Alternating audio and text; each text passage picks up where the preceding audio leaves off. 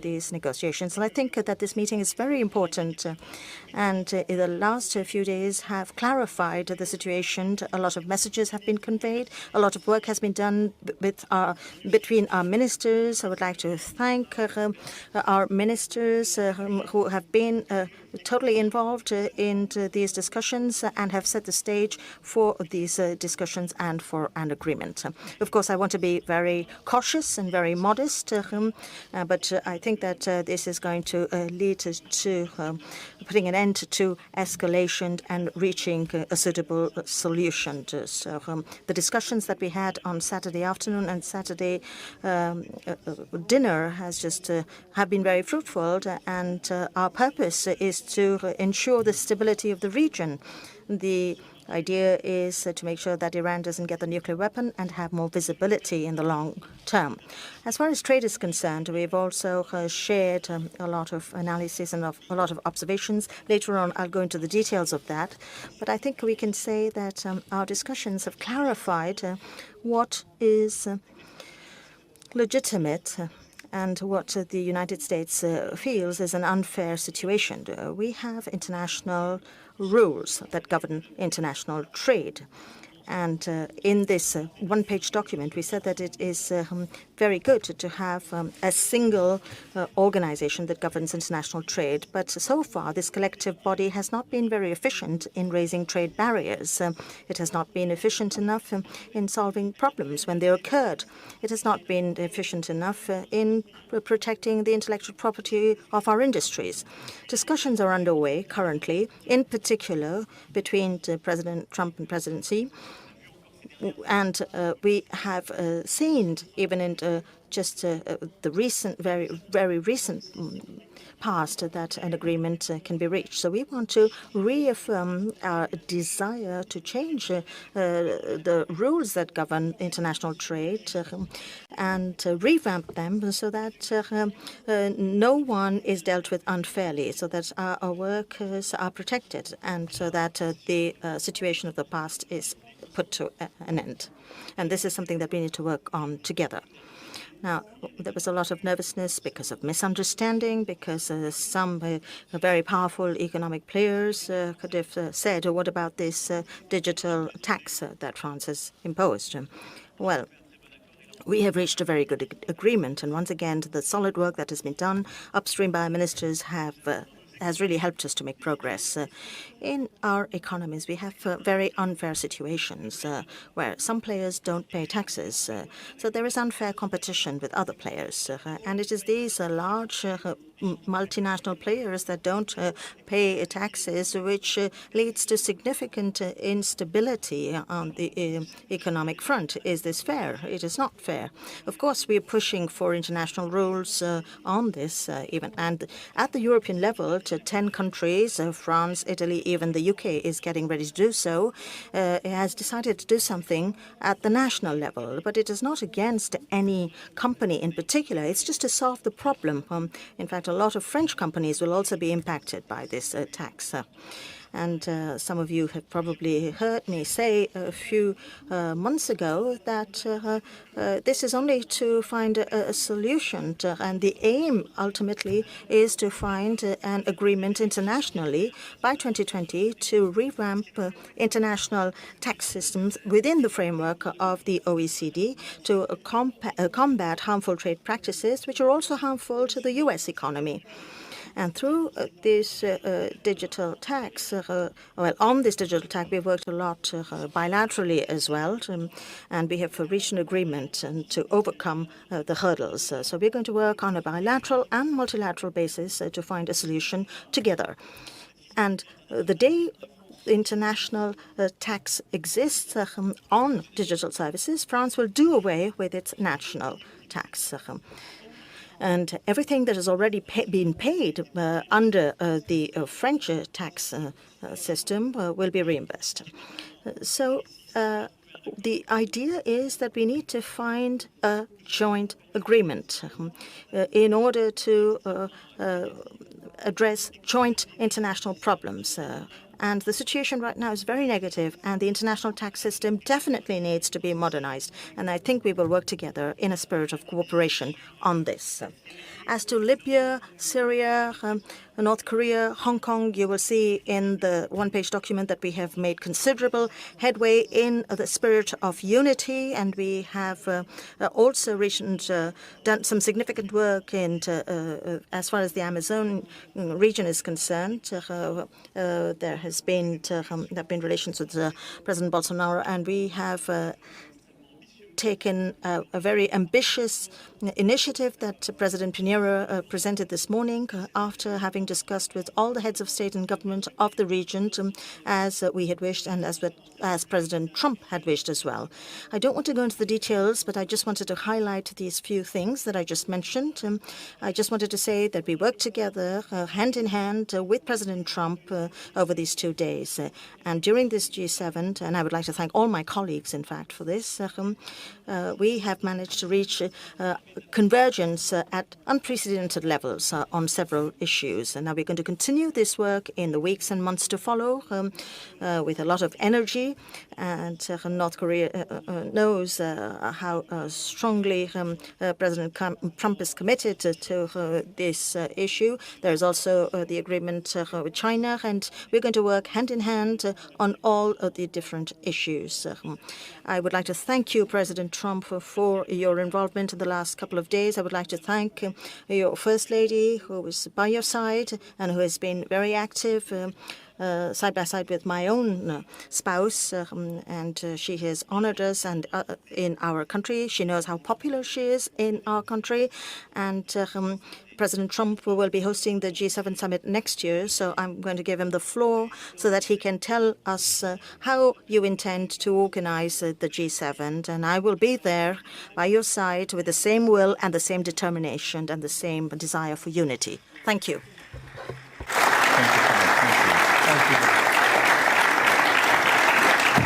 Well, I want to thank you very much. And I think more importantly than anything, I wanted to come up here to say that because the job that President Macron and your wife, by the way, who is a great lady, Bridget, would like to thank Bridget.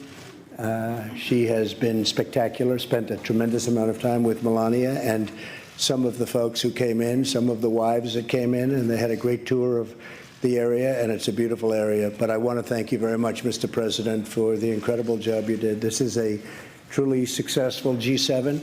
There was tremendous unity. There was great unity. Sometimes I'd read a little bit of false reporting, and I will tell you there was, in fact, we would have stayed for another hour. Nobody wanted to leave. We were accomplishing a lot, but I think more importantly, we were getting along very well. 7 countries, and it really was the G7, and you have been a spectacular leader on this. And I want to thank you, and I want to thank the great country of France. Thank you very much. Thank you. Thank you. Thank you, my friend. And with that, I think, excuse me, I was, go ahead, let's go. No, I just wanted to say we will take 2 questions from each side. Afterwards, I will say goodbye to my friend President Trump. I will leave the room in order for you to follow up with your If you'd like, we could do 2 each, and then we'll both leave the room. Would you prefer that, or would you prefer I just don't want to have the President of France standing here while I'm answering these absolutely wonderful questions, okay? So why don't we start with a question for France? These 4 questions are about G7, U.S.-Franco relations. And Emmanuel's going to have his own press conference after this. Exactly. So that'll be fine. Go ahead. To France, John. To France. Thank you, Margot. Of course, they are the host country. They should go first. Monsieur le Président Macron, China was not on the official agenda, but it was certainly a big part of the discussions here at the G7. Are you concerned that the trade war that exists now between the United States and China could harm the global economy? If you are, did you talk to President Trump about that? And are you also at the same time concerned that if China's current trade practices go unchecked, that a decade from now we could be in a very terrible situation? Sur ce sujet, nous en avons évidemment. On this subject, we obviously had lengthy discussions. during the session on the world economy yesterday morning, on both subjects. The discussions underway between China and the United States of America, obviously, as we clearly see, create uncertainty, which disturb markets and investors, and during the negotiations will create tensions, which is the case of any discussion. We saw this on different stock markets with which we're familiar. Now the question is to know what the result of these discussions will be. And that's why we considered that it was so important an agreement be found between the two greatest economic powers in the world. President Trump clearly showed us his willingness to arrive at an agreement. We saw just a few hours ago the very positive and encouraging message that could be distilled from this. We see that things are moving. Our deep wish is for an agreement to be found between the United States and China concerning trade, because I think that would be something positive for everyone. Neither the United States nor China is economically or industrially naive. It has to be a balanced agreement that will be good for everyone. And we will be vigilant to see that it's good for the whole world. In that context, our different parameters will be taken on board, and that was one of the subjects of our discussion. What's bad for the world economy is uncertainty, and the quicker an agreement is arrived at, the quicker that uncertainty will dissipate. That's what we discussed yesterday, and that's the American president's wish. In terms of trade practices, I said this earlier. For me, the most effective way forward and the most strategic way forward in settling our trade relations with China is to develop trade, but also to ensure that that trade is part of international trade rules. The problems we sometimes had, we're very familiar with this with the Chinese economy. It's a major economy where there's been lots of investment from the United States, European countries, Canada, and Japan. The problem is respecting intellectual property, dealing with excess capacity, which sometimes unbalances some world markets, and the ability to deal rapidly with conflicts we may have and with unfair situations. Now, we are obliged to see that when this type of trade happens outside of WTO rules, things don't work very well and we're not properly protected. And when you follow WTO rules, the WTO rules as they presently exist haven't allowed us to be protected on these subjects. So what we decided together yesterday morning was to accelerate with a very realistic agenda and to say we're going to change the rules of world trade so that everyone can have free and fair trade, balanced trade, and that the subjects which I've just mentioned, which have sometimes been bad for our economies, can be settled in an international framework which we wish profoundly to change. And we and our different ministers in the different contexts that we're putting forward are going to share these political goals. And to my way of thinking, the way to deal with the practices you have mentioned, certainly the positive agreements that will be arrived at, and also the renewal of our international trade rules, as we said yesterday morning. Trump, are you satisfied with how far the proposed WTO reforms will go? Because no, I'm not. You've spoken about the need for that. And second to that... We're getting there, John. Just to answer that. Second to that, do you believe that China is sincere about what it said this morning? Yes. Or do you think that they are just trying to calm the markets and play for time? Because our sister network, the Fox Business Network, has been told by Chinese sources that they have no plans on going back to where they were in terms of the negotiations this spring on intellectual property, forced technology transfer, ownership. So we'll see, John. Do you trust that they are sincere about I do. this? I think they want to make a deal very badly. I think that was elevated last night, very late in the night. I see an alert, or as you would call it, breaking news. And it was that the vice chairman, we're not talking about somebody from China at a low level, the vice chairman of China came out that he wants to see a deal made. He wants it to be made under calm conditions, using the word calm. I agree with him on that. And China has taken a very hard hit over the last number of months. They've lost 3 million jobs. It'll soon be much more than 3 million jobs. Their chain is breaking. The chain is breaking up like nobody's seen before. And once that happens, it's very hard to put it back together. You understand? I think they very much want to make a deal. And the longer they wait, the harder it is to put it back, if it can be put back at all. So I believe they want to do a deal. The tariffs have hit them very hard. In a fairly short period of time, the United States will have collected over $100 billion in tariffs. And I say it again, the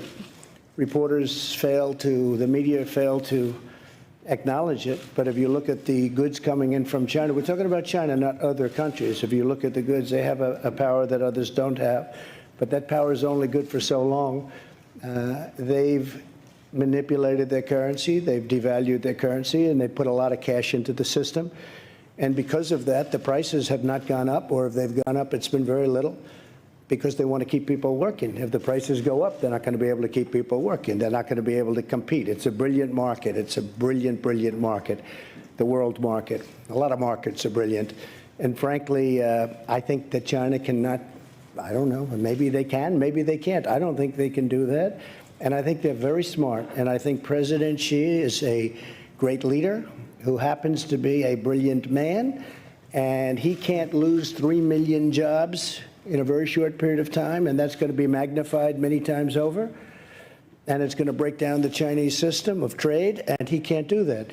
So when you say, do you think they want to? Maybe they want to and maybe they don't. But I think they want to make a deal. I'm not sure they have a choice. And I don't say that as a threat.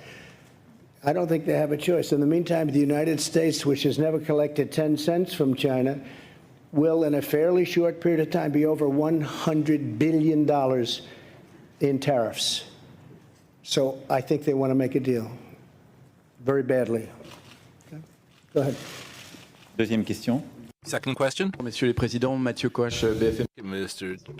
Mr. President, you've just declared that you've created the conditions for a meeting between President Trump and President Rouhani. Does that mean that France, for instance, might be a mediator in that meeting? And more concretely, what did you discuss in terms of that possible agreement with Iran? And then a question for Mr. Trump. Are you ready to lift or to soften American sanctions on Iranian oil exports? And would you be ready to meet President Rouhani? Thank you. Sur la première question. On the first question, the terms of the discussion are quite simple. An agreement was signed in 2015. On July 14th, we call it the JCPOA. And that agreement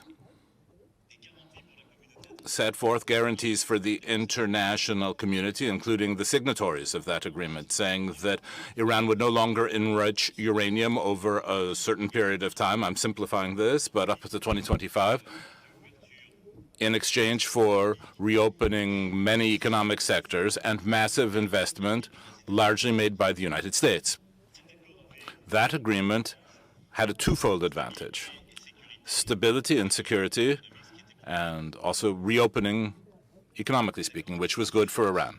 This agreement also had drawbacks and shortcomings. French negotiators in 2015 were the most determined, and France was the country that hesitated most to sign this agreement because we considered we needed as many guarantees as possible. President Trump, during his campaign, made a commitment to those who voted for him to be more demanding and tougher because he considered that this agreement was insufficient, which caused him to leave it. Today, because of the sanctions made by President Trump, the Iranian economy is having serious consequences and a serious slowdown. And that situation very clearly is the aspect, we might say the positive side of things, from one standpoint, is creating pressure and therefore the necessary conditions to improve the terms of an agreement. On the other hand, it's leading to reactions in Iran who are saying, well, we've signed this agreement, but those who have signed it are not respecting its terms, and so we're starting symbolically to enrich uranium, and they risk that they're going to go further still and leave the JCPOA. So given the two goals that we have, where are we going with this? We need to be sure that Iran will never get a nuclear weapon and that there will be no flare-ups in the region. And so what we discussed very concretely was to see how we could improve very considerably, or really, in fact, build a new nuclear agreement with Iran. President Trump was very clear, saying that we would need a much longer time frame for it, that there needed to be surveillance of many more sites, and this is how we can build a much further reaching agreement in terms of our security demands. And on the other hand, we need to convince the Iranians to go in that direction, and we can do that if we give them economic compensation of some form. If we make some movement in terms of lines of credit or reopening certain economic sectors. I can't tell you today publicly more about this because anything I will tell you in detail will jeopardize the conversations we're going to have. But this is basically what we're discussing. On the basis of our initiative, there's also a Japanese initiative. I'm talking in total transparency with the president, but we agreed on a strategic goal, and I want us to go further in this framework and to make proposals. At a given point in time, there will have to be a meeting between the American and the Iranian presidents, and I would wish that in coming weeks, such a meeting take place. France will play a role together with the other signatories who are our partners in the JCPOA. But after that, we'll need to create the necessary conditions because we'll have the necessary visibility for this agreement to be signed and sealed and for this meeting between the two presidents to take place. So I would rather talk about concerted initiatives and exchanges rather than mediation, because at the end of the day, we have constant exchanges with President Trump. I share his goals. Sometimes we say we don't agree on methods, but I want to get there. I want to have an agreement. And I think there's been a true change. This morning, President Rouhani showed himself to be open to this meeting happening. And President Trump has been saying for weeks that he's being demanding, he's being tough, he's put forward sanctions, but I'm ready to have a meeting to make a deal.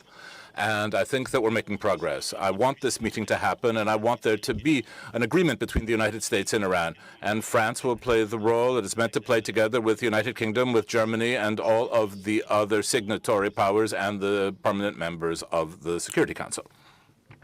Iran is a country that is not the same country that it was 2.5 years ago when I came into office. Iran was the #1 state of terror throughout the world. There were 18 sites of confliction in my first week when I spoke with the folks at the Pentagon, including lots of generals and lots of other military experts. 18 sites of confliction, meaning 18 sites of big problems. Every one of them was backed by Iran, or in some cases actually using Iranian soldiers, but at a minimum Iranian wealth, much of it given in the ridiculous deal where they were given $150 billion plus $1.8 billion in cash, and they used that money for some bad purposes. With that being said, I think that Iran is a country of tremendous potential. We're not looking for leadership change. We're not looking for that kind of change. This country has been through that many times before. That doesn't work. We're looking for no nuclear weapons, no ballistic missiles, and a longer period of time. Very simple. We can have it done in a very short period of time. And I really believe that Iran can be a great nation. I'd like to see that happen. But they can't have nuclear weapons. Okay? Thank you. Excuse me? Would you agree to meet with Mr. Rouhani? If the circumstances were correct or the right, I would certainly agree to that. But in the meantime, they have to be good players. You understand what that means. And they can't do what they were saying they're going to do, because if they do that, they're going to be met with really very violent force. We have no choice. So I think they're going to be good. I really think they'd like to. And by the way, President Macron told me every step that he was making yesterday. A lot of you said, oh, he came in. He told me long before he came in what was happening, I didn't think it was appropriate to meet yesterday, too soon, and things have to be worked out first. But President Macron told me exactly what was happening, who was coming, what time they were coming, where they were going to meet. And after the meeting, he told me exactly what happened. And I think he had a very positive meeting. Prime Minister Abe of Japan, also a large purchaser of oil from Iran. He was also very much involved, and, you know, look, he knows everybody there, so he was a very, very positive force. But I have to tell you, the president's done an excellent job, and we're going to see how it all turns out. Maybe it works, maybe it doesn't. I say it all the time about everything. Maybe it works, and maybe it doesn't. But I'll tell you what, we made a ridiculous deal. We gave them $150 billion, gave them $1.8 billion, and we got nothing. We got nothing. And by the way, that agreement was so short-term that it expires in a very short period of time. With a country, you don't make a deal that short. Countries last for long times, and you don't do short-term deals, especially when you're paying that kind of money. So I have good feelings about Iran. I have good feelings that it'll work. I know many Iranians living in New York City. I have many friends from Iran. They're incredible people, incredible people. So the last thing I'd like to see is a big problem, but we have to do what we have to do, okay? Go ahead, please. No, you first. Go ahead. No, go ahead. Yes. Thank you. President Macron, did you seek President Trump's permission before you invited Foreign Minister Zarif, or did you simply inform him that he was coming? Thanks for this very precise question. No, but to be very clear, and we are part of the JCPOA. We decided to remain in this deal. So we are very much interested by the situation as a sovereign country. That's why we want the different parties to move. On the other side, as President Trump made it very clear over the summer, we never spoke on behalf of other countries. We just tested some solutions and to see if we can find an agreement with different countries. So we took an initiative this summer to make a proposal, a technical one. I got the reaction from Iran through President Zarif's visit on Friday morning in Paris. After the discussion we had at the G7 dinner on Saturday evening, I thought that it was very clear about where we can go together. So the day after, I decided to invite, as friends, Minister Zarif. So I informed, before making it, I informed President Trump that it was my idea not to involve the United States, not to say this is on behalf of you, of everybody, but to say, as friends, I think it would be a good idea to ask him to go back and try to negotiate something separately. So I did it on my own. I informed, before making it, President Trump. He was informed at each minute about the situation. And the idea for me was, in case of structural move and important move and appropriate solutions, perhaps to have meetings between ministers, not at President Trump's level, because President Trump's level is President Rouhani. So this is my precise answer. This is a French initiative, but made by a clear information of the US President before, information as well of the three Europeans, and each time I informed President Trump in order to monitor the situation and to appreciate together if something more was adapted. I have to say the JCPOA was a bad deal, should not have been entered into. A lot of things could have happened that would have been much different. They're allowed to test ballistic missiles. You're not allowed to go to various sites to check. And some of those sites are the most obvious sites for the creation or the making of nuclear weapons. And those things have to be changed, and other things have to be changed. And I will tell you, I have very good feelings about it. I think that we're going to do something. It may not be immediately, but I think ultimately we're going to do something. As I said, Iran is a much different country than it was 2.5 years ago. And we can get that back, and I'd encourage it. I actually had friends years ago, many years ago, they were in the real estate business, and they were in Iran, and they were building houses and building housing and building office buildings and apartment houses, and they did very well. They made a lot of money, and to this day, they're not exactly the youngest developers anymore, but I tell you, they were young when they went over there. They made a lot of money, and they loved the people, and they loved what was going on. And it's a country with tremendous potential. I also say that, by the way, with respect to North Korea. Kim Jong-un, who I've gotten to know extremely well, First Lady has gotten to know Kim Jong-un, and I think she'd agree with me. He is a man with a country that has tremendous potential. You're in between China, Russia, and South Korea. People want to get to South Korea. They got to get there somehow, and if they're going to do anything other than essentially fly, they want to go through. So railroads and everything else, so many things want to happen there. I think that North Korea has tremendous economic potential, and I think that Kim Jong-un sees that. He would be the leader, and I think he sees the tremendous potential that it's got. With respect to Iran, the same thing. Iran is incredible people, an incredible country potentially, location that's a little rough neighborhood, but eventually it's going to be a beautiful neighborhood. I think that it's going to work out. And I really believe that those countries that went into the original deal, that more and more are agreeing with what I did. But I think those countries are going to be saying thank you someday. I hope they're going to be saying, including France, including the president, because I think we did the right thing. I know we did the right thing. If for no other reason, it's just too short. It's almost expiring, if you think about it. And somebody said, well, you'll go and make an extension. No, they're great negotiators. Look at what they did to get the deal. Look at what they did to John Kerry and to President Obama. Look what happened, where they're bringing plane loads of cash, plane loads, big planes, 757s, Boeing 757s, coming in loaded up with cash. What kind of a deal is that?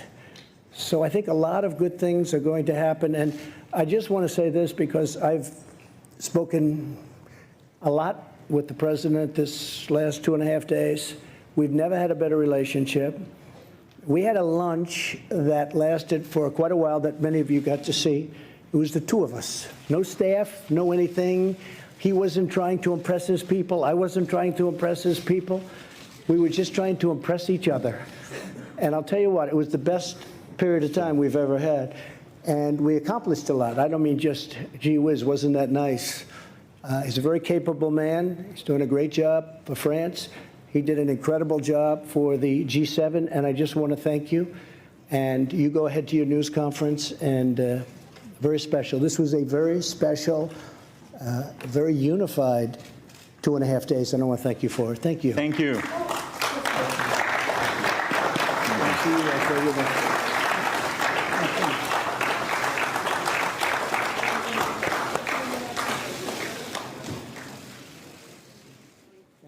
Thank you. I will leave the floor and the press conference to President Trump, and I will wait for the end of your own press conference.